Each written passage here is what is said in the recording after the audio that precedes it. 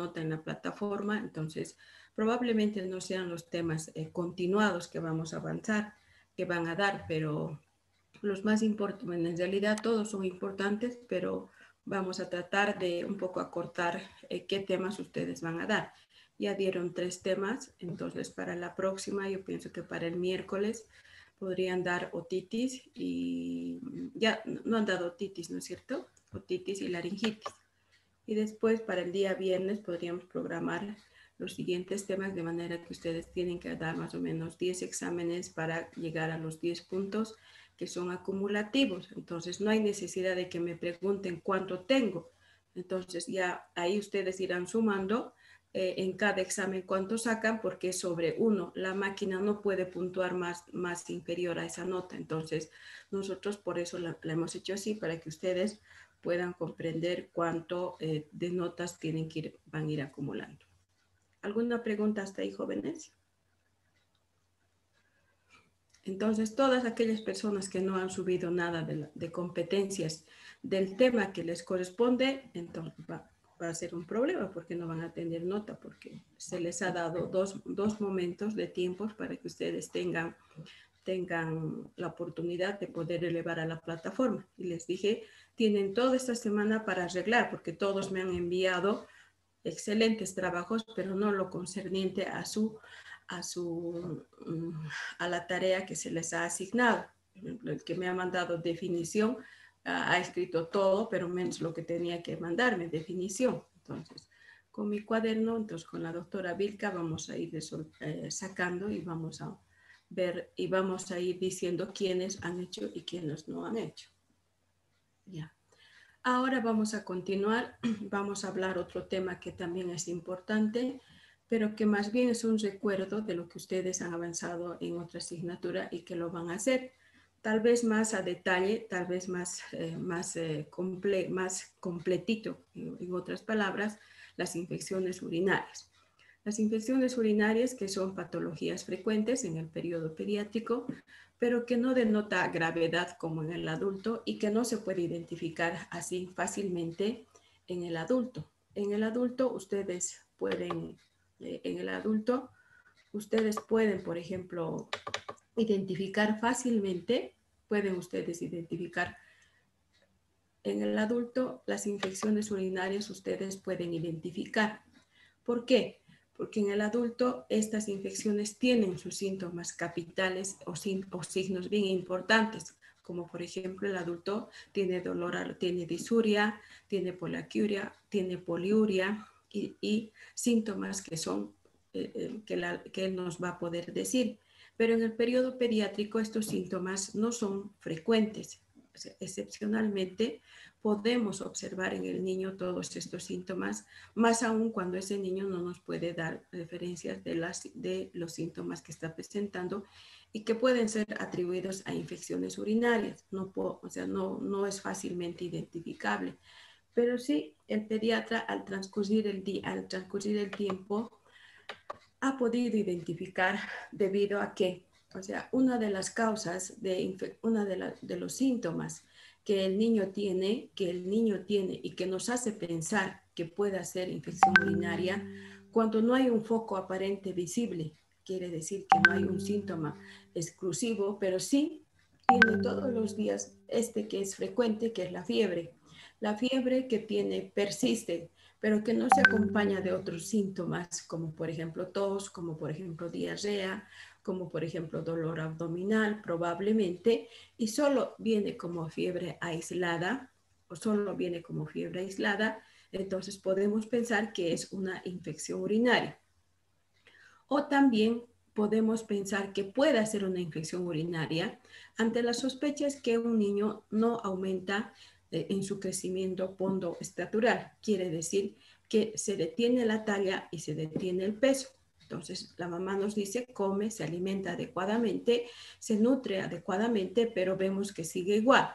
Entonces, tenemos también que pensar que puede ser una infección urinaria. Vean ustedes, nada relacionado con los síntomas principales que puede tener la enfermedad, sino son otros los síntomas, otros los aparatos que están enfermos debido a infección urinaria. más o menos es como cuando hablamos de las diarreas parenterales. Entonces, la diarrea no es el foco principal, sino es la infección urinaria la que está generando como síntoma secundario la diarrea. Es lo mismo aquí. Entonces, el niño no está queriendo comer, no se está alimentando adecuadamente, pero es porque tiene algún foco infeccioso y generalmente es la vía urinaria. Se define a infección urinaria a la colonización, invasión y multiplicación de gérmenes en la vía urinaria, pero tienen que ser gérmenes de una sola clase. O sea, no pueden haber muchos gérmenes, no pueden haber varios gérmenes para decir invasión, multiplicación de microorganismos patógenos en la vía urinaria. No puede haber E. coli, no puede haber estreptococo, no pueden haber virus. En el supuesto en que podría haber gérmenes múltiples en la orina, ¿qué podríamos pensar? Que es una contaminación. Entonces se supone que tenemos que encontrar un solo tipo de gérmenes en el cultivo. Ahora, realizar para la identificación de esta enfermedad, lo que nosotros tenemos que hacer es aprender a colectar. Y sabemos que esto es un procedimiento que lo tenemos que hacer tal cual dictan las normas para la recolección. ¿Por qué? Porque de acuerdo a eso nosotros vamos a decir una sospecha de infección, vamos a decir infección urinaria y hacemos un tratamiento.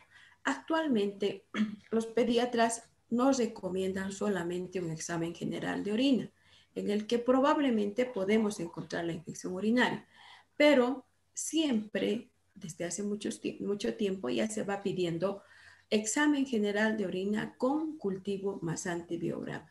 Ese nos va a dar el resultado exacto de que el paciente tenga infección urinaria. Que por supuesto también el examen general nos ayuda, sí, cuando se haya tomado la muestra adecuadamente, cuando la muestra se haya tomado adecuadamente. ¿Qué quiere decir eso? Que nosotros cuando vamos a diagnosticar infección urinaria, tenemos que primero determinar la edad del niño. ¿Por qué? Porque de acuerdo a la edad nosotros tenemos diferentes métodos de recolección de orina. En términos generales, nosotros hacemos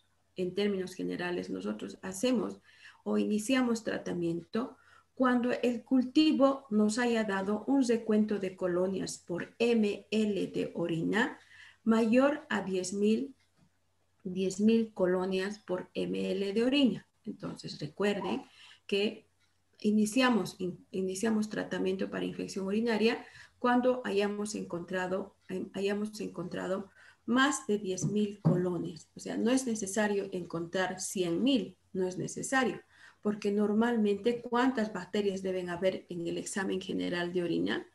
¿Cuántas bacterias? Escasamente, muy poquitas, escasamente de 1 a 2 bacterias. Aquí les muestro.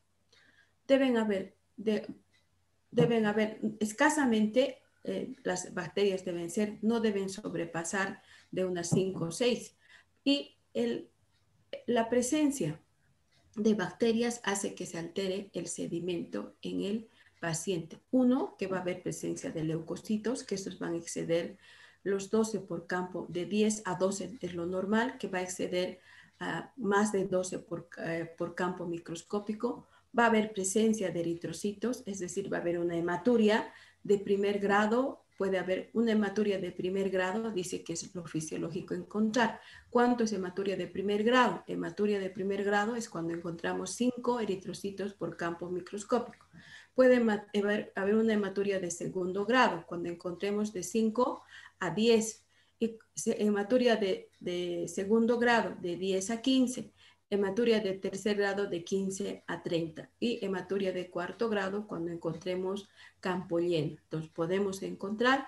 Lo normal es que encontremos células epiteliales, lo normal es que encontremos células escamosas también, pero lo anormal es que encontremos células tubulares, cilindros hialinos y granulosos cuando el niño tiene infección urinaria. Y en el examen químico, lo que nos va a orientar a que el paciente tenga una infección urinaria es el cambio del color, es el olor, el aspecto que va a ser denso con presencia de sedimento. Normalmente el pH es ácido, el pH va variando, se vuelve alcalino, se va haciendo más alcalino. La densidad, que normalmente debe ser como el agua, transparente, de 1010 a 1015, y empieza a variar por la presencia del sedimento. En el examen químico, lo normal que debe haber, es la presencia de urobilinógeno. Eso es lo único que debe haber en el examen general de orina, en el examen químico. El resto indica enfermedad. La presencia de glucosa, ustedes saben que puede decir trastornos metabólicos como la diabetes, la presencia de cetonas y de proteínas igualmente. También puede deberse a enfermedades glomerulares como un síndrome nefrítico o un síndrome nefrótico, la presencia de estos dos, pero sí la presencia de nitritos en el examen químico nos hace sospechar que hay bacterias en la orina. ¿Por qué? Porque los nitritos van a ser degradados por las bacterias a nitratos y entonces decimos que el paciente tiene infección urinaria. En cambio, que las bilirubinas no deben estar presentes, no son ellas las que van a dar el color a la orina, si es el urobilinógeno.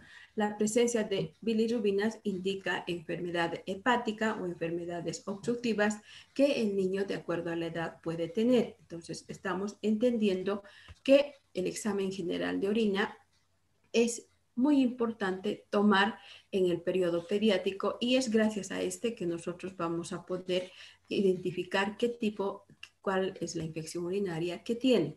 Normalmente en los niños que saben que pueden controlar, podemos tomar en un frasco colector, al acecho se denomina. Y en aquellos que no controlan esfínteres, normalmente debemos tomar en una bolsa colectora. Y para decir infección urinaria en estos niños,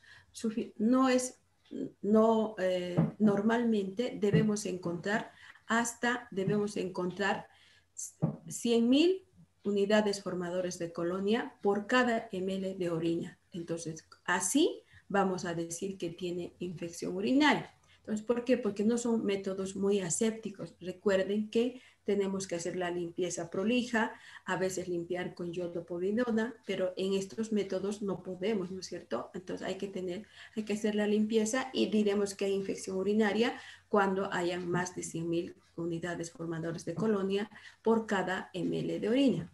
En cambio, que en el periodo del recién nacido, estos dos métodos no sirven porque existe mucha contaminación.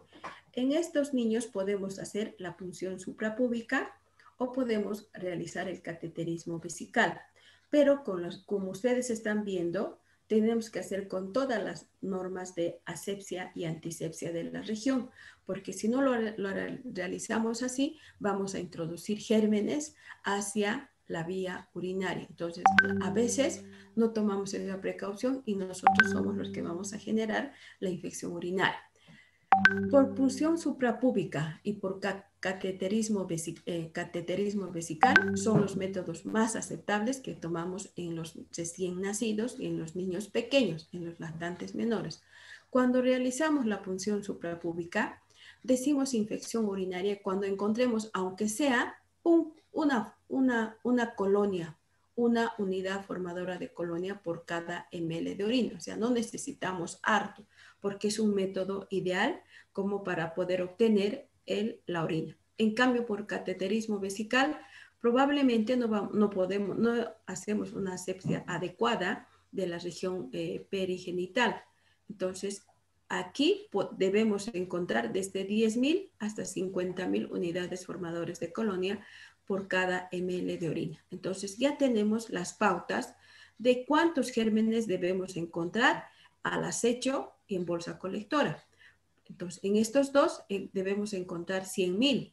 En este, suficiente es una colonia. Y por cateterismo, suficiente es 10.000. Entonces, con todo eso, vamos a llegar al diagnóstico de la vía urinaria, de las infecciones. Normalmente las infecciones urinarias son la segunda causa de presentación de enfermedades después de una infección respiratoria en el niño. Pero ustedes también entenderán que esta es una patología más frecuente en el periodo de las niñas. ¿Por qué? En el sexo femenino es más frecuente, primero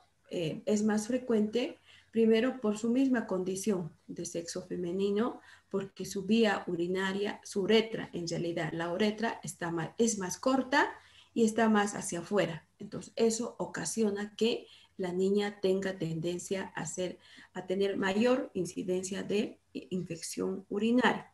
Luego, es más frecuente en la niña porque en los primeros meses de vida, porque utiliza pañal y el pañal genera infecciones, no solamente en la niña, sino también en los niños.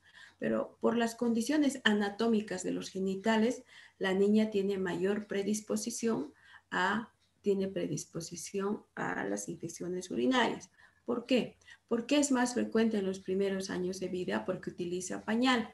Y el pañal contamina. A veces cuando el paciente defeca, este llega hacia adelante y suficientes son milésimas de orina de materia fecal para contaminar la vía urinaria y ocasionar infección urinaria en las niñas. De ahí que a partir de los 2 años de vida, el paciente ya no tiene que seguir usando pañal, porque el pañal tiene sus tiempos de utilidad. Por ejemplo, entre el año y 8 meses, entonces hasta los 2 años el niño va a decir pis cuando ya se haya hecho, ya haya orinado. Y dice pis o quiero orinar cuando está en pleno proceso, a los 2 años. Y a los 2 años, 2 meses, hasta los 2 años, 4 meses, el niño ya tiene que avisar para hacer sus necesidades fisiológicas. Pero ese momento desde el año y 8 meses, entonces uno tiene que ir practicando previamente. Entonces el niño va a ir entendiendo que tiene que ir mencionando este momento de la vida para que no le ocasione infección urinaria. Porque ya el niño después de los 2 años sigue utilizando pañal, entonces ese es el foco de infección de las enfermedades, de la infección urinaria. Entonces ya sabemos que el pañal es la vía de infección más frecuente de infección urinaria en las niñas y en los niños. Por eso que después ya no es conveniente que ese niño vaya a utilizarlo. Las vías de contagio de la infección urinaria son 2. En el periodo neonatal, la vía hematógena, en el periodo neonatal. Además, recuerden que cuando el niño tiene una infección, el recién nacido tiene una infección, ustedes tienen que entender que la infección del recién nacido, la infección del lactante menor, no es localizada, sino que la infección se generaliza.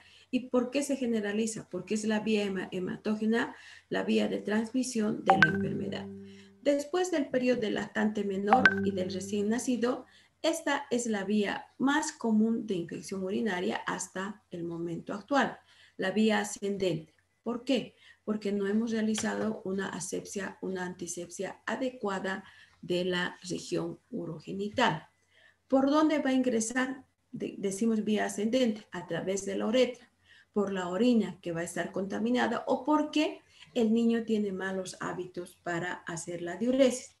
Hay que indicar que este niño tiene que ir a hacer sus necesidades y completar, a veces por jugar, a veces por estar distraído, entonces no completa, no termina de orinar y quedan milésimas de orina en la vía urinaria y esto ocasiona una respuesta inflamatoria debido a que a la presencia de gérmenes que van colonizando porque había el foco de infección.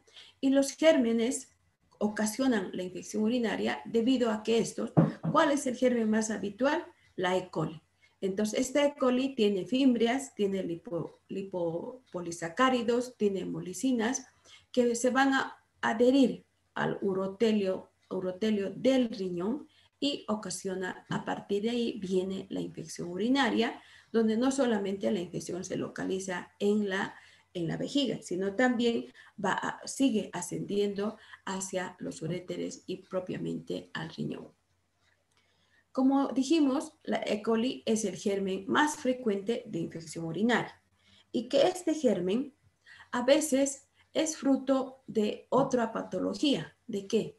Es fruto de dónde va a venir, del tracto gastrointestinal. ¿Y por qué va a venir del tracto gastrointestinal? Porque ahí están en gran cantidad las E. coli.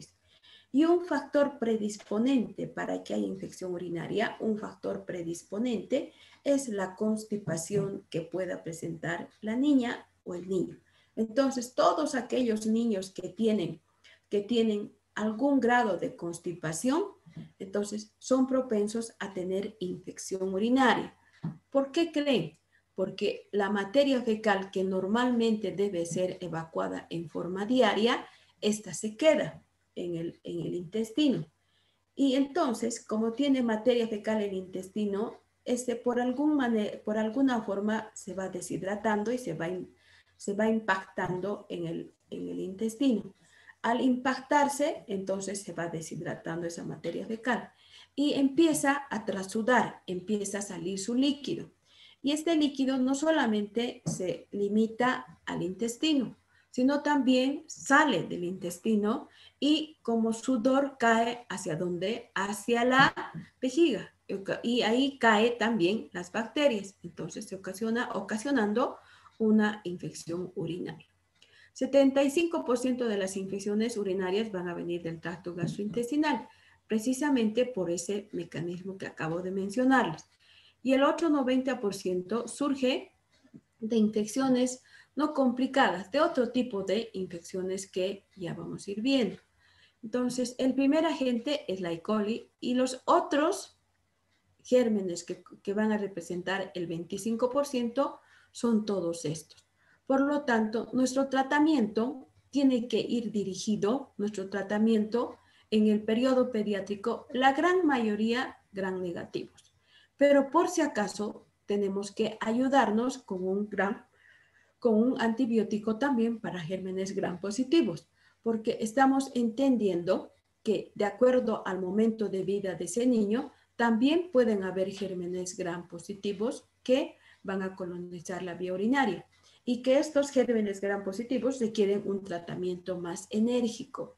Y en las niñas, en las jovencitas, también entienden que, según esto, son gérmenes gram positivos, o sea que nuestro tratamiento en el periodo pediátrico tiene que ir dirigido en un 75% para erradicar la E. coli y en un 25% para erradicar los gérmenes gram,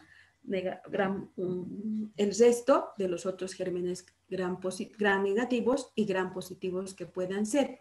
En cambio, a partir de la época del preescolar, en la prepubertad hacia adelante, tenemos que invertir nuestro tratamiento porque son gérmenes gram positivos los que más van a ocasionar infección urinaria en el periodo pediátrico. La signo-sintomatología de esta enfermedad es muy variada.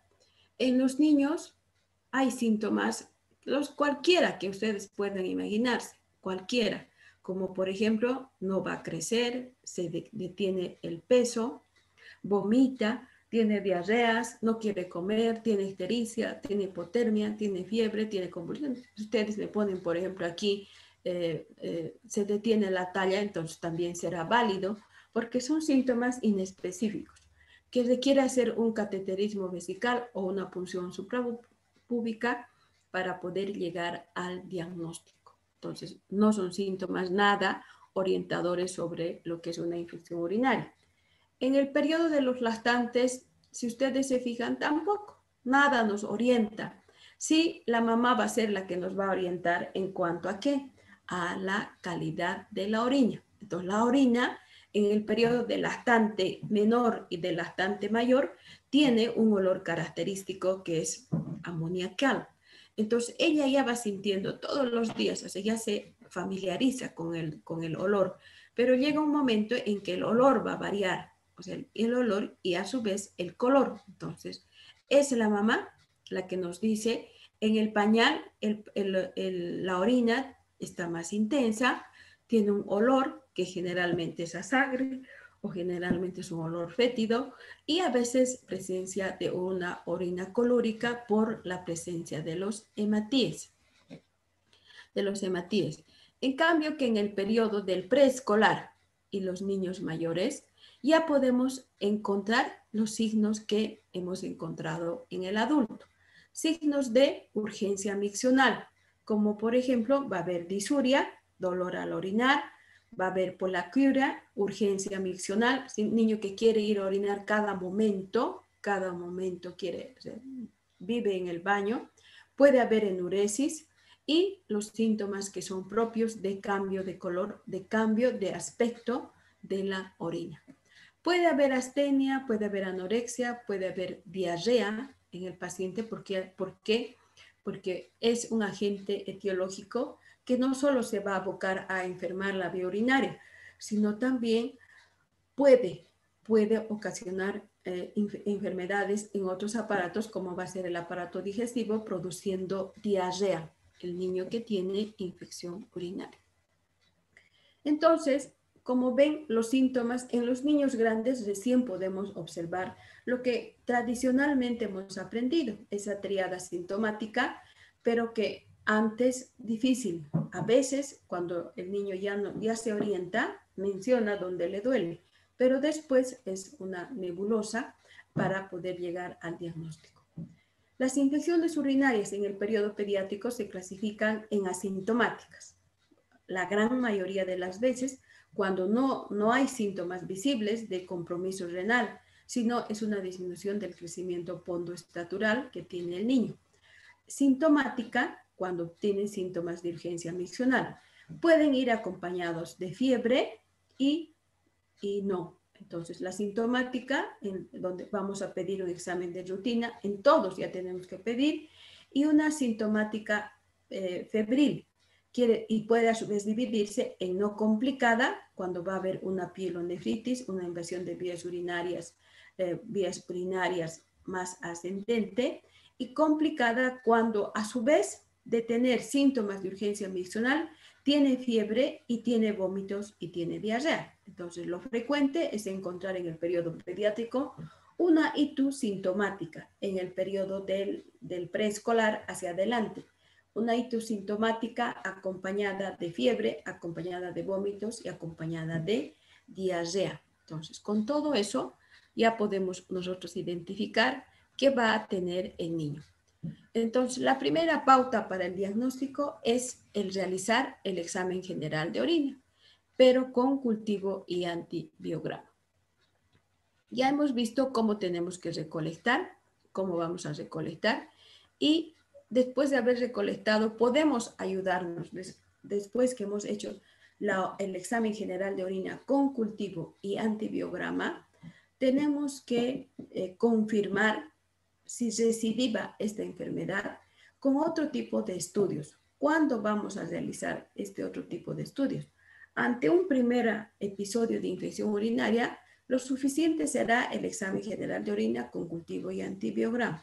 Pero si hace recurrencia a la enfermedad, presenta una segunda vez, una tercera vez, una cuarta vez, que hay niños que tienen todo eso, entonces tenemos que valernos de otros métodos para llegar a la etiología de la infección urinaria.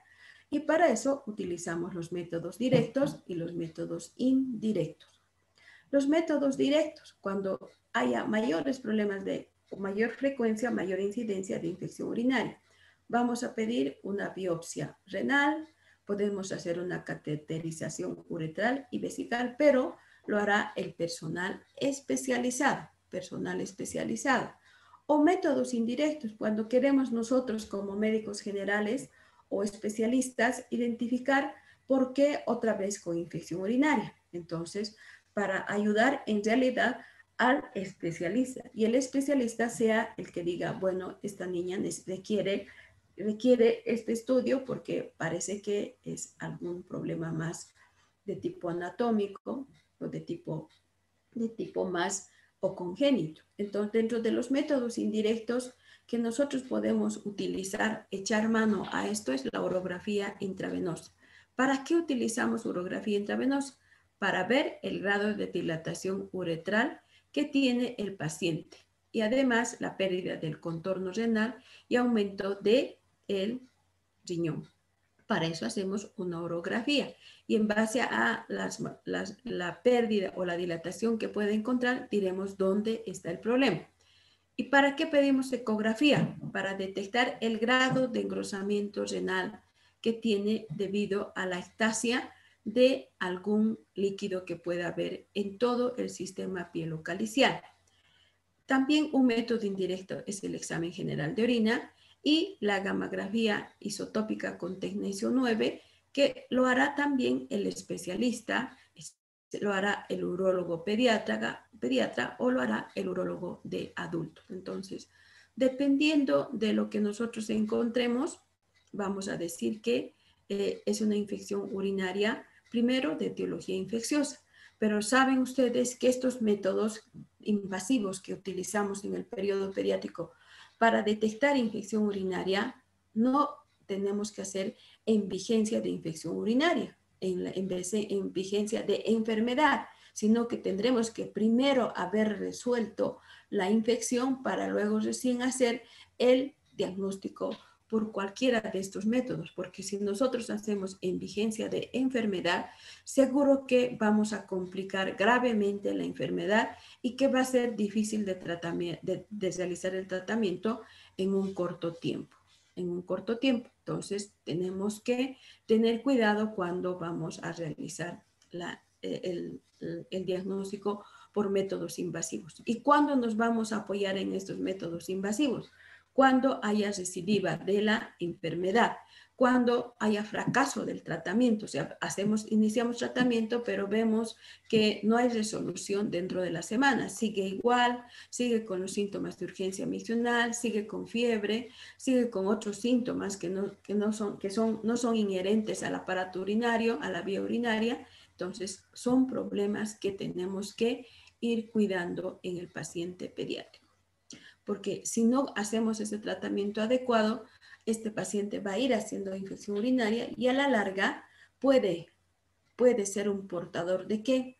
De una bacteriuria asintomática. Quiere decir que el germen va a estar permanentemente en la vía urinaria, permanentemente, y dispara infección cada mes. Entonces eso da lugar a que nosotros en forma permanente estemos utilizando antibióticos para la eliminación de ese agente etiológico, y no solamente en casos de bacteriuria asintomática, no utilizamos un mes, sino utilizamos años hasta que el examen general de orina, en 3 exámenes generales de orina, de cultivo negativo. Entonces, también es un problema cuando identificamos infección urinaria.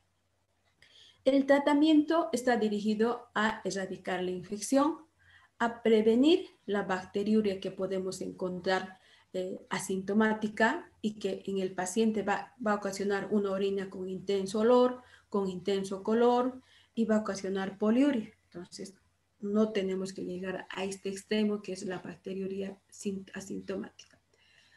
El tratamiento está dirigido a mejorar la signosintomatología, como por ejemplo que empiece a crecer, que empiece a alimentarse adecuadamente, que empiece a controlarse los episodios gastrointestinales que tiene, que mejore la fiebre, que mejore los signos de estado de mal, del estado general que se afecta.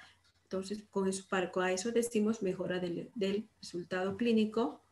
Luego, evitar las probabilidades de afectación renal, porque ya sabemos que si no cuidamos esa parte, va a ser un paciente con tendencia a que posteriormente tenga que hacerse diálisis.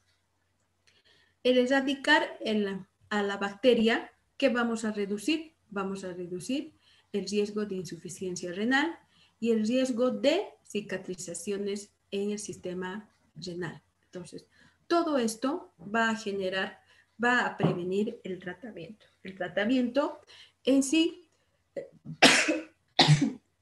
perdón, el tratamiento no es un tratamiento como en cualquier enfermedad, sino que el tratamiento va a aliviar los síntomas y va a aliviar el daño renal al erradicar al agente etiológico.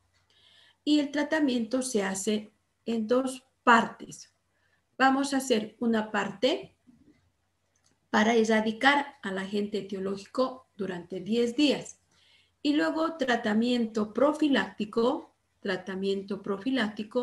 aproximadamente unos 20 o el tiempo que sea 20 días o el tiempo que sea necesario para erradicar al agente etiológico. Pero que 3 cultivos con intervalos de un mes que nos tienen que decir cultivo negativo. Ante eso, recién diremos que hemos resuelto la infección urinaria. Aquí tenemos el tratamiento de primera línea de acuerdo al agente etiológico, antibióticos para gérmenes gram negativos o de acuerdo a la sensibilidad del antibiograma, cuánto vamos a utilizar. De todo esto, ustedes que no saben, que la nitrofurantoína viene en jarabe de 20 miligramos por cada 5 ml. El ácido nalidíxico viene en jarabe de 250 miligramos por cada 5 ml y viene en jarabe de 125 miligramos por cada 5 ml. Ya saben que la cefalexina viene en jarabe de 500 miligramos con cada 5 ml. Ya saben las dosis de la amoxicilina, ya saben la presentación del cotrimoxazol y ya saben la cefixima. La cefixima viene en jarabe de 5 miligramos con 5 ml con 100 miligramos y de 5 ml con 200 miligramos. Entonces, todo esto deben administrar, todo esto deben hacer un tratamiento aproximadamente de 10 días. 10 días. Al cabo del 10 días, ¿ustedes qué hacen? Hacen un examen general de orina con cultivo de antibiograma en vigencia de antibiótico. Quiere decir que ustedes no van a suspender el tratamiento. No van a suspender el tratamiento, sino que tienen que continuar el tratamiento. El resultado va a tardar 3 días. Y como va a tardar 3 días, entonces deben seguir con el tratamiento hasta que venga el cultivo. El cultivo viene el cultivo y ustedes lo que hacen es ver si sale negativo, entonces terminan, aunque salga negativo, terminan los 20 días de tratamiento. Luego, al mes, tendrían que volver a hacer otro examen general de orina. Estas son las dosis profilácticas. Estas son las dosis profilácticas que ustedes deben hacer cuando estamos a partir del día 11. Cuando estamos a partir del día 11. Dosis profiláctica a partir del día 11.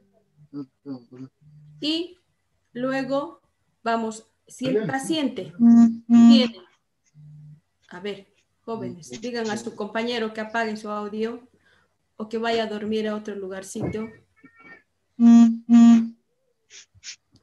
Luego, si el paciente tiene complicación de la infección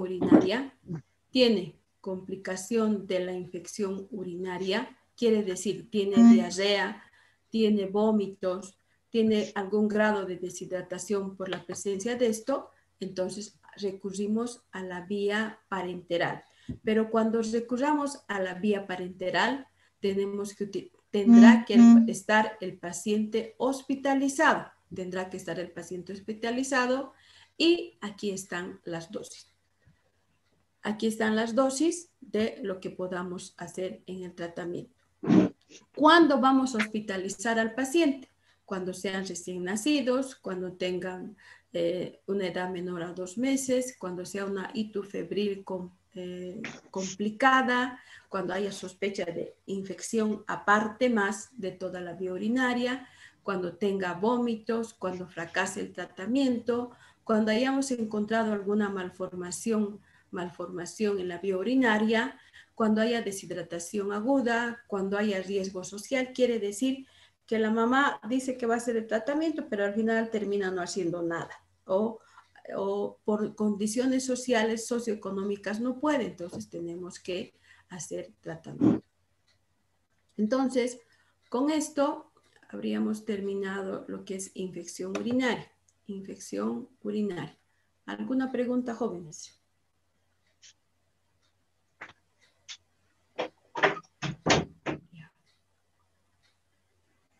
Su compañero Daza es el que está haciendo bulla, haciendo ruido. Daza. Ya, ahí quedamos, jóvenes. Está bien, doctora, muchas gracias.